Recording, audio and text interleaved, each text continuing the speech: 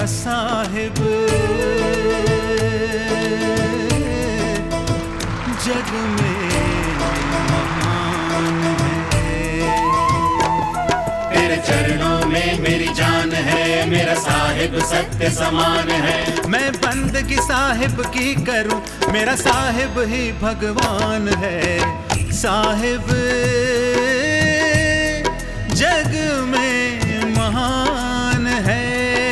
साहिब बंदगी, साहिब बंदगी, साहिब बंदगी, साहिब बंदगी, साहिब बंदगी, साहिब बंदगी, साहिब बंदगी, साहिब बंदगी, साहिब बंदगी, साहिब मेरा साहिब। तो बंदों, इस तरह एक पारस सूरत संत के पास संत के पास पारस सूरत है। आगे फिर कह रहे हैं, साहब बोल रहे हैं कि गुरु को कीजिए दंडवत कोटि कोटि प्रणाम, कीट न जाने भ्रंग को कर ले आप समान। इसका मतलब क्या हुआ? हम कोई नाड़ियों को जगाना नहीं बोल रहे हैं, हम किसी मुद्रा की बात नहीं कर रहे हैं, हम इसको भ्रमजाल मान रहे हैं। साहब कह रहे 5 शब्द और 5 मुद्रा, वह निश्चय कर माना, उसके आगे पुरुष पुरातन उसकी खबर न जाना। 5 मुद्राएं 5 शब्द साहब करें, ये सब काल का खेल है। उसके आगे पुरुष पुरातन उसकी खबर। हम कह रहे हैं टेक्नोलॉजी सूरत की है, टेक्नोलॉजी सूरत की है। कह रहे हैं सदगुरु की सूरत परम चैतन्य है, बस अपना ध्यान कर लेना, वो आपकी सूरत को चैतन्य कर देंगे। यहाँ सूरत के अंदर की क्षमता को जगाने की बात बोल रहे हैं, नाड़ी की नहीं। यहाँ बंधनाल जगाने की बात नहीं कर रहे हैं, ये योग है। योग का एक सिद्धांत है, जहां भोग तह योग विनाशा। कमाई की बात पर मुझे एक दिन कैप्टन सिंगाराराम जी कह रहे थे कि जितने बड़ा मैं अभ्यासी था, पूरी रात में बैठता था, इतना बड़ा अभ्यासी कोई भी नहीं हो सकता है। बड़ी मैंने अभ्यास किया, लेकिन कुछ भी चीज़ें अभ्यास से अनुभव नहीं हो पाती हैं। पर एक प्रासंगिक बदलाव, सदगुरु जब दया करेगा तो लेटे हुए भी उठाकर आपको अनुभूतियाँ दिला देगा, ठीक है। इसलिए 7 दीप नवखंड में गुरते बड़ा न कोय, करता करे न करी सके, गुरु करे सो होए। आपके साथ में बहुत बड़ी दिव्य शक्तियाँ निरंतर काम कर रही है, ये आपके साथ में काम कर रही है, सलन काम कर रही है, हमेशा आपके साथ में काम कर रही है। ये सिस्टम गुरु सेट कर देता है। और सुरती के अंदर की जब ताकतें जाग जाती है तो इतना पावर आ जाता है, ये है अध्यात्म ताकत। जब ये पावर आ जाता है तब मन का कुछ भी जोड़ नहीं चलता है, इंद्रियों का कोई जोड़ नहीं चलता है। जैसे सूर्य के उदय होने के साथ में दीपक का अस्तित्व होते जलते हुए भी नहीं रहता है, तब इंद्रियां होते हुए भी, मन होते हुए भी सारहीन हो जाता है। इसलिए नाम बिना सब विद सोहीना, नाम बिना मूर्ख सो कहिए, नाम बिना पापी सो लइए, ऊँच वही जो नाम है जाना, बिना नाम सब नीच पखाना। जागट नाम न संचरे जिसको जान मशान, जैसे खाल लोहार की श्वास लेत बिन प्राण। ये सुरती जब चैतन्य हो जाती है, परमानंद की प्राप्ति होती है। ये आनंद, आत्मा आनंदमयी है। कभी भी आप जब भी ध्यान में बैठो, ये सोचकर, ये कल्पना करके कभी नहीं बैठना, आहा अभी उड़ूंगा, आहा अभी सूरत कहीं ऊपर चढ़ाऊंगा, आहा अभी कहीं धुने खुल जाए। ये सब भ्रमित थ्योरियाँ हैं कुछ पंथों की। ना कहूँ गया नहीं कछ आया, साहब कह रहे हैं बस मन की तरंग मार दे तो हो गया भजन, आदत बुरी सुधार लो तो हो गया भजन। आया है तू कहाँ से और जाना है कहाँ, इतना सा बस विचार ले तो हो गया भजन। इसलिए मैं ध्यान के 5 सूत्र लोगों को बोलता हूँ। पहली बात, जब भी ध्यान में बैठना, कमर सीधी करके बैठना। अगर आपकी ये मेरुदंड झुका हुआ है, कभी भी आप, मेरुदंड का संबंध हमारे बिग ब्रेन से, मस्तिष्क से है। जिसका भी कमर झुकी होगी, कभी भी ये बिग ब्रेन वर्क नहीं कर सकेगा और कभी भी आदमी प्रज्ञावस्था में नहीं जा सकेगा। इसलिए पहला सिद्धांत है। दूसरा कहता हूँ, हमेशा मन पर ध्यान रखना। बस मन की तरंग मार दो, हो गया भजन। देखना मन क्या क्या हरकत कर रहा है। सोचना भी एक क्रिया है, याद करना भी एक क्रिया है, हिलना भी एक क्रिया है, क्रिया करना भी एक क्रिया है। इसलिए कोई भी क्रिया बाकी नहीं हो। सोचना खुद ब खुद नहीं है, जब आप सोचते हैं तभी सोच बनती है। इसलिए जब ध्यान में बैठो हमेशा, तीसरा मैंने कहा, सांस सूरत के मध्य में कभी न न्यारा हो, सांस सूरत एक करना। साहिब कह रहे वाह, सूरत के दंड से घेर मन पवन को, फिर उल्टा चले धर्म और अधर्म ध्यान लावे, कहे कबीर सो संत निर्भय हुआ, जन्म और मरण का भ्रम है। जैसे हम घी को प्राप्त करने के लिए पहले क्या करते हैं, दूध लेते हैं, दूध को उठाते हैं, उसको गर्म करके दही बनाते हैं, तब बिलोते हैं और पहले मक्खन प्राप्त कर लेते हैं, नवनीता, उसके बाद आगे घी। इस तरह श्वासा के अंदर कंसंट्रेशन है, श्वास सुरत के मध्य में कंसंट्रेशन आपकी श्वासा में उलझी हुई है, और श्वासा नाड़ियों में, श्वासा अगर आपने संग्रह कर दिया, श्वास सुरत के मध्य में कभी न न्यारा होए, ऐसा साक्षी रूप है सुरत निरत से जो है। इसलिए मैंने आपको कहा सांस में भजन होता रहे। इसलिए साहेब वाणी में फिर कह रहे हैं, जब तब संयम साधना सब सुमरण के माए, कबीर जाने संत जन सुमरण समकश नाए। सुमरण से सुख होते हैं, सुमरण से दुख जाए, कहे कबीर सुमरण किए साईं माह समाए। इसलिए हम यहाँ डिफरेंट हैं, वो लोग ये रहस्य नहीं दे रहे हैं। स्वाभाविक जब सांस नाम एक होगा सुषुम्ना नाड़ी खुल जाती है। इसलिए साहेब वाणी में बोले, सुरत के दंड से घेर मन पवन को, फिर उल्टा चले, धर और अधर विच ध्यान लावे, कहे कबीर सो संत निर्भय हुआ, जन्म और मरण का भ्रम भाने। सुरत के डंडे से मन और पवन को घेर कर उल्टा चले, धर और अधर विच ध्यान लावे, कहे कबीर सो संत निर्भय हुआ, जन्म और मरण का भ्रम भाने। पलटू साहब भी वाणी में कह रहे हैं, अरे हाँ रे पलटू, ज्ञान भूमि के बीच चलते हैं उल्टी श्वासा। यहाँ से चौथा मैं बोलता हूँ, जब भी ध्यान में बैठो हिलना डुलना नहीं, ये हिलना मूवमेंट है, मन है। पांचवा कह रहा हूँ, अधर आसन किया, आगम प्याला पिया, शीश से सवा हाथ ऊपर ध्यान रखो। हम यहाँ भी दुनिया से काफ़ी डिफरेंट चल रहे हैं। हम नाम में भी डिफरेंट है, और ध्यान में भी डिफरेंट है, और हम इष्ट में भी डिफरेंट है, और हम बसेरे में आत्मा का जो निवास है, हम ब्रह्मलोक आत्मा का निवास नहीं बोल रहे हैं, देवलोक हम आत्मा का निवास नहीं बोल रहे हैं, पितरादि लोक आत्मा का निवास नहीं बोल रहे हैं। पितरादि लोकों में तो इच्छाएं भी है ना, देवादि लोकों में इच्छा भी है ना, तो वहाँ आत्मा कैसे हो सकती है? जहाँ इच्छा है वहाँ मन है। आत्मा इच्छा निच्छ चाह अचाह इनसे कतई बहुत परे है। आत्मा इन सभी तत्वों से बहुत परे है। इसलिए मनो जब एक पूर्ण सद्गुरु मिलता है तब क्या हो जाता है, खुद ब खुद आपकी मेडिटेशन स्टार्ट हो जाती है। इसको कहा अजपा। आपको प्रयास करने की ज़रूरत नहीं, स्वयं बस खुद ब खुद सभी चीज़ें होती जाएगी, खुद ब खुद सभी क्रियाएं होती जाएगी, खुद ब खुद सब कुछ होता चलेगा। ये अजपा कहा, तभी साहब ये सिस्टम सेट हो जाएगा। आपके पास मोबाइल है, आप देखते हैं कनेक्शन है आपके पास पे, उसका पूरी कार्रवाई खुद ब खुद हो रही है, रिंग स्वयं आ रही है, बस आपको बैटरी चार्ज करनी है, ओनली बैटरी चार्ज करके उसमें रखना है। पूरी इन्फॉर्मेशंस हैं, वो सब कंप्यूटराइज हैं। आपके पास तो छोटा सा एक मोबाइल है, एक इतनी सी सिम है, पर वो सिम आपके पास आ गई, पूरा एक सुपर आप एक एक्शन से कोऑर्डिनेट हो गए।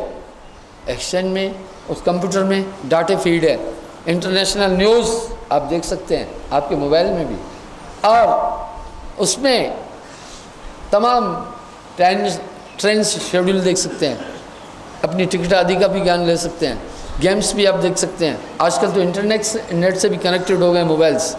इतनी सिम, वो कमाल सिम का नहीं है, कनेक्ट हो जाती है सभी चीज़ें जो एक्सचेंज कंप्यूटर से कनेक्टेड है। इस तरह से जब गुरु से हम कनेक्टेड हो जाते हैं, क्रियाएं खुद ब खुद ऑटोमेटिक होती जाती है, आपको कुछ करने की आवश्यकता नहीं पड़ती है। वो ताकत, इसलिए इस मार्ग को कहा सहज मार्ग, और सहजे सहज पाइए।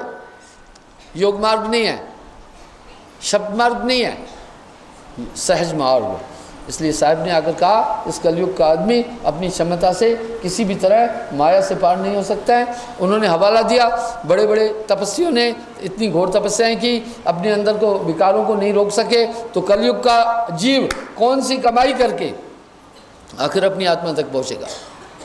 साहब ने व्यंग किया, बड़े बड़े हाथी बह जाई, कहो मसाके लेखे माई।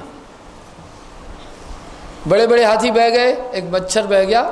मच्छर कहे कि मैं नहीं बहूँगा धारा में नदी के, तो वो भूल कर रहा है। बड़े बड़े हाथी बह जाते हैं तो मच्छर किस काउंट में। इसलिए जब इतने बड़े बड़े तपस्वी योग साधना करने वाले माया की चपेट में आ गए, तो कलयुग का आदमी आकर कमाई कितनी करेगा, कमाई कौन सी करेगा।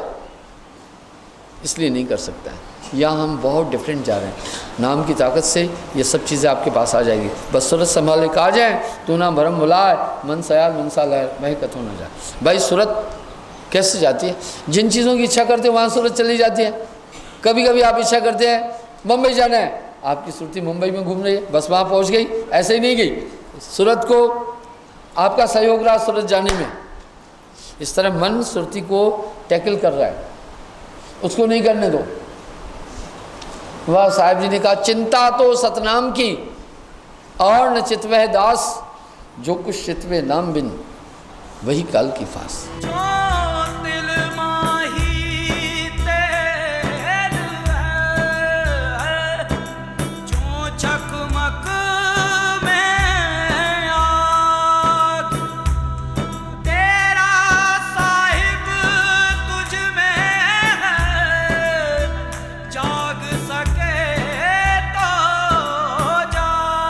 जब तक मनुष्य के पास अध्यात्म शक्ति नहीं है, अपने अंदर के विकारों को किसी भी कीमत में नहीं जीत सकता है। सबकी गठरी लाल है, कोई नहीं कंगाल। इस स्ट्रक्चर में पूरा ब्रह्मांड समाया हुआ है।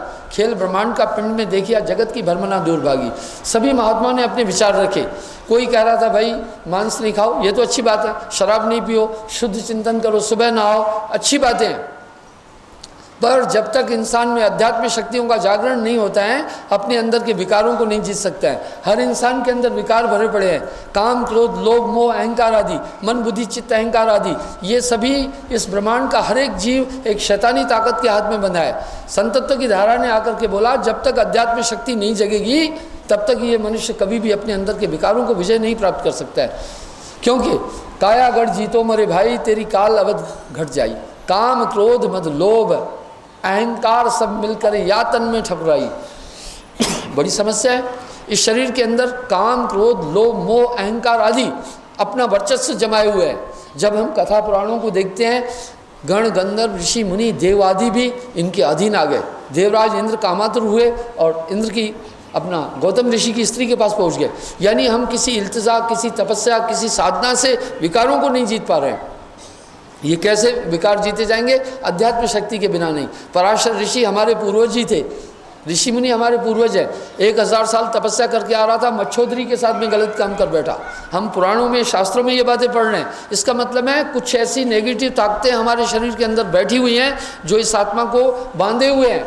चश्म दिल से देख तू क्या क्या तमाशे हो रहे, दिल सता क्या क्या है तेरे दिल सताने के लिए। इन ताकतों से आदमी अपनी साधना से नहीं छूट सकता है। भाई पराशर ने हजारों साल कंदमूल खाकर तपस्या की, अपने विकारों को नहीं जीत पाया, इतनी सिद्धियां शक्तियां आई। जब गंगा जी पार करनी थी तो देखो संवाद में आता है, मल्हार रोटी खा रहा था तो उसने देखा ओ भाई पराशर तपस्या करके आ रहा है। बेटी रोटी लाई थी, 15-16 साल की थी। पराशर ने कहा भाई देखो वो ऋषि आ रहा है, तपस्या करके तेज होगा और अगर इंतजार करेगा गुस्सा हो गया कहीं श्राप दे देगा, ऐसा कर बेटी तू इसको छोड़ गया। मैं तब तक उस ज़माने में बरसातें ज़्यादा होती थी, नदी का पाट 2 किलोमीटर लंबा था। कन्या ने पराशर को बिठाया। पराशर ऋषि जब बीच में पहुँचे धारा में, लड़की को देख करके कामातुर हो गए। उन्होंने गंदा ख्याल रखा, लड़की बचना चाहती थी। उसने कहा भाई आप तो मेरे पिता तुल्य हो। पर कामी को तो लज्जा, जब आदमी में काम वासना आती है शर्म भी नहीं रहती है। घर में भी देखो ना, माता पिता होते तभी भी अपनी स्त्री को लेकर कमरे में पहुंच जाता है। कामातुरों को तो लज्जा, वेद में है, उस कोई शर्म नहीं होती है तब आदमी को। अब उसने क्या किया, लड़की बचना चाहती थी, अब बीच धारा में पहुंच गया, क्या करे। उसने कहा महाराज शास्त्रानुकूल दिन में रति क्रिया, दिन में सेक्स नहीं करना चाहिए मनुष्य को, और गंदी संतान उत्पन्न होती है। देखो सूर्य नारायण है। पराशर ने हाथ यूं किया अपनी शक्ति से, कोहरा कोहरा कर दिया। बोला लो अब सूर्य नहीं दिख रहा है। देखो कितनी ताकत थी। फिर उसने कहा देखो महाराज ये जल देवता भी तो देख रहे हैं हमें। पराशर ने यूं हाथ किया सिद्धि से, वो पानी रेती बन गया। फिर गलत विचार रखा। फिर लड़की बचना चाहती थी, बोला महाराज मैं हूँ हरिजन कन्या, मच्छोदरी यानी मल्हा लोग जो मछली पकड़ते हैं उस बिरादरी से हूँ, तो मेरे शरीर में बदबू है। उसने कहा जाओ योजन गंदा हो जाओ। हाथ यूं किया, 1 योजन 12 किलोमीटर तक, बोला तेरी खुशबू निकलेगी। इतनी ताकत लगाई तो भी उसने संभोग कर दिया। यानी इतनी शक्तियाँ थी, सूरज को ढक दिया और उसने पानी को भी रेत बना दिया। हम शास्त्रों में पढ़ रहे हैं, शास्त्र गलत नहीं है। और हम ये भी देख रहे हैं उसको योजन गंधा बना दिया, पर अपने अंदर काम की गुंडी नहीं लपेट सका। इसका मतलब है हमारे अंदर शातिर ताकतें निवास कर रही हैं। इस तरह क्रोध कितना खतरनाक है। बड़े बड़े देवराज इंद्र गौतम की ऋषि अहिल्या का शील भंग करने के लिए पहुंच गया, देवताओं का राजा था और श्राप मिल गया सहस्त्रभग। चंद्रमा ने अपने गुरु की स्त्री का हरण कर दिया, संभोग किया और बुद्ध पैदा हुए। ये सब हम देख रहे हैं, वाणियों में पढ़ रहे हैं। इसका मतलब हमारे अंदर जो शैतान बैठे हुए ताकतवर है। फिर हम देखते हैं क्रोध। ब्रह्मा ने कीनो जब दापा, खटपुत्रन को दीनो शापा। ब्रह्मा जी को गुस्सा आया, 6 बेटों को श्राप देकर भस्म कर दिया। सनकादि को क्रोध आ गया, जय और विजय स्वर्ग के द्वारपाल थे, उनको श्राप देकर राक्षस बना दिया 3 जन्म के लिए। वो रावण और शिशुपाल और कंस बने। शास्त्रों को हम पढ़ते हैं तो इसमें ये संवाद मिलते हैं। इसका मतलब है ये क्रोध भी खतरनाक। शिव जी महाराज को गुस्सा आता है, 3 लोग प्रलय कर दिया। दुर्वासा जी कृष्ण के गुरु थे, क्रोध आ गया भाई, गुस्सा आ गया, हमारे 56 करोड़ या उसका पूरा खानदान ही मिटा दिया। कपिल मुनि को क्रोध आ गया और राजा सगर के 60,000 पुत्रों को क्रोध से आंख खोल करके भस्म कर दिया। तब जा करके बेचारे भागीरथ ने घोर तपस्या करके अपने पूर्वजों का कल्याण करने के लिए तपस्या की और गंगा को धरती पर लाए। अब गंगा धरती पर आना उतरना था, धरती ने कहा मैं नहीं संभाल पाऊंगी। शिवजी महाराज एग्री करे। फिर बेचारे भागीरथ ने शिवजी को मनाया तपस्या करके, भाई गंगा अपनी जटाओं पर रोको और मैं अपने पूर्वज जो वहाँ भूत बन गए हैं 60,000 मेरे पुरखे, उनको उतारना है। इसका मतलब है क्रोध ने संसार में बड़ा विनाश किया। ये हम सब के अंदर निवास कर रहा है। बहुबंधन ते बांधिया एक बेचारा जीव। फिर लोभ, नारद जैसे देव ऋषि, उनमें भी लालच आ गया। ममता, हम देखते हैं इसी मोह के कारण आदमी पाप कर रहा है, छल कर रहा है, कपट कर रहा है। अहंकार, अहंकार गर्व किए थे जाते हैं, वाह भाई घमंड करने से जाता है। क्या 3 चीज़ चली जाती है। ये घमंड भी सब में रह रहा है। वो क्या चला जाता है? धन, इज्जत और वंश। मन में ना प्रतीत हो तो देख लो कौरव, रावण, कंस। भाई ये तीनों ने अहंकार किया। देखो धन भी गया, इज्जत भी। किसी माँ ने आज तक अपने बेटे का नाम रावण नहीं रखा, हिम्मत ही नहीं की। इतना त्याज्य हो गया रावण। और कोई भी अपने को नहीं कहला रहा है भाई रावण के वंश का हूँ, खानदान का हूँ, नहीं कह रहे। 3 चीज़ खत्म हो गई पूरी। यही कंस का कोई नहीं कह रहा है। कंस, कोई माँ अपने बेटे का नाम कंस नहीं रख रही है। कोई नहीं कह रहा है कि कंस के वंश का हूँ। ये 3 चीज़ खत्म हो जाती है। ये हमारे अंदर निवास कर रही हैं ताकतें। साहिब वाणी में सतर्क करके कह रहे हैं, चश्मे दिल से देख तू क्या क्या तमाशे हो रहे। क्या हम इन ताकतों से खुद निपट सकते हैं क्या? नहीं। जब इतने बड़े बड़े तपस्वी, इन शैतानी ताकतें सबके अंदर है। मैंने कई बार एक उदाहरण दिया कि राष्ट्रपति रीगन के पीए एलेक्जेंडर थे। उन्होंने एक बात कही जो वर्ष का महावाक्य कहलाया।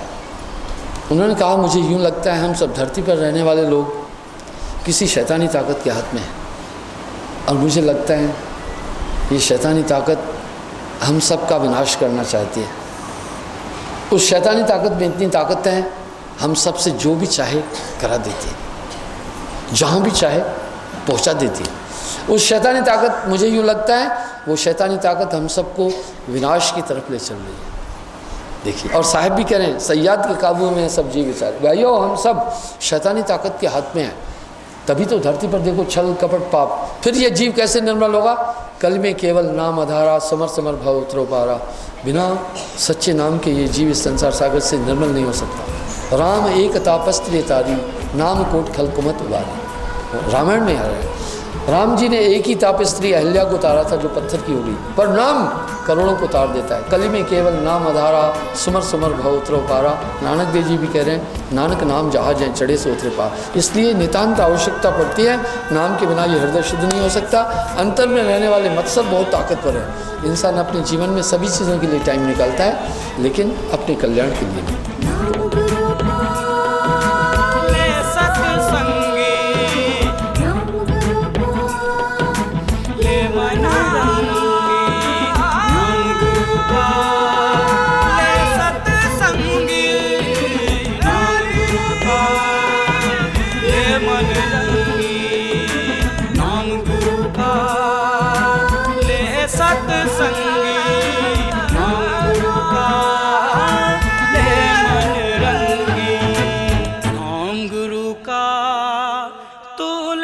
सत्संगी